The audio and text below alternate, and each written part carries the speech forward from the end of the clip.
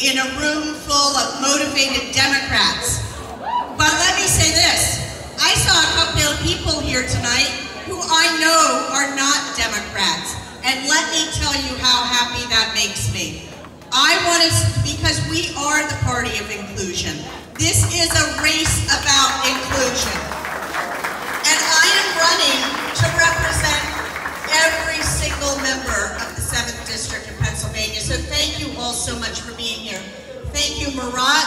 Thank you to everybody who organized this. And thank you so much to Congresswoman Rochester. I have to tell you that so many members of Congress have stepped up, have helped me, have given me a hand up, have talked to me on the phone and walked me through my most frustrating moments of this campaign, and I now understand why.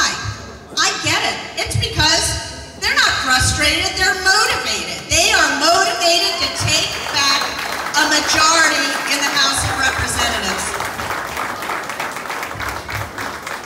So I don't have to tell all of you how incredibly important this race is. We all know how important it is. But whether we take back a majority of the House of Representatives really depends on this district. This is seriously the key to taking back the House of Representatives. And I know that's hard to believe because so many of us, for so many years, have voted in elections where we didn't really think that our election mattered or that our vote mattered or that it wouldn't really make a difference. But folks, it's going to make a difference this year because the key to taking back the House of Representatives runs right through Pennsylvania and it runs right through the 7th District of Pennsylvania. So any of you who might not have felt like the work that you did, the hard work you did in prior elections, or phone calls that you made and doors that you knocked, that it just didn't make enough of a difference, I guarantee you, this year, it really makes a difference. Let me state the obvious. We're a country on the brink. We really are, and we must pull it back. We have an administration and people surrounding this administration who are challenging and violating our laws, our values, and our norms. And we're not going to let it happen anymore, are we?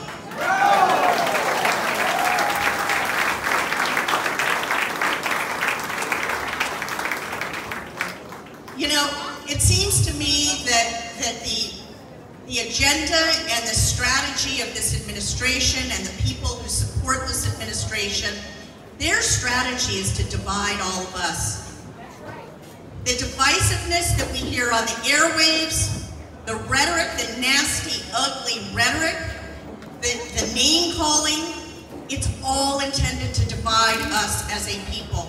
But I look out over this room, and this is the first time tonight I've had this vantage point up here on the stage, and I see people from every walk of life, of every skin color, of different ethnic backgrounds, and it makes me happy. Because you know what? That's who we really are. Murat talked about his experience over the last 30 years in this country. That's who we are. That's who this country is. And we aren't going to let them divide us. We are not going to let them steal this country from us and everything that we stand for, everything that is so incredibly important to us, everything that makes us proud and happy to live in this country, to be Americans. They don't get to steal that from us. We are going to bring it all together, and we're going to take back our country. We're not giving in.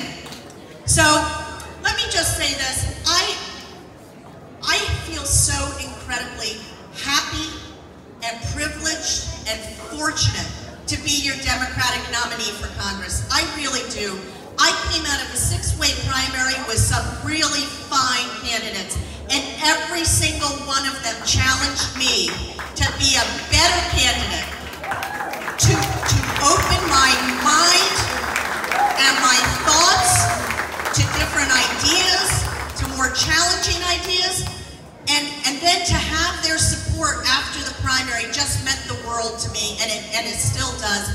And I will tell you that I consider every one of them now to be a good friend, a supporter, and just as importantly, the other 5 candidates who were in our primary, they are all part of my kitchen cabinet. They are all part of what makes me the candidate that I hope to be, and the elected representative that I really hope to be for all of you. So the last thing I will say, because there are a lot of kids in this audience, and boy, they've been really good. I'm really impressed. Let me just say that I thank all of you from the bottom of my heart. When I see people in our campaign headquarters coming out to volunteer and phone bank on a weeknight, after work, in their free time, knocking doors on weekends, I know what a challenge it is for me, and I'm the candidate. I know what an intrusion it is on your personal life to do that. And all I can say to you is, I will never forget it. I will never forget all of you. I will never forget what my job is in Washington. My job is to go to Washington and do the right thing, the things that all of you want to unite us back again. This group is united, and we need our country to be united again. We need to get away from the divisiveness. We need to provide for equal access to health care. We need to provide for equal access to training and education. We have to make sure our voting rights are absolutely protected and preserved. You know, the thing that really gives me hope is that in these times of incredible divisiveness since January of 2017, you know what we've seen? We've seen unity. We've seen women's marches. We have seen Moms Demand Action and other organizations getting out there to rally against gun violence. We have seen people fighting against the systemic racism that has happened in this country over the last couple of years that's come out of the woodwork. We've seen people fighting to keep families together and get them back together.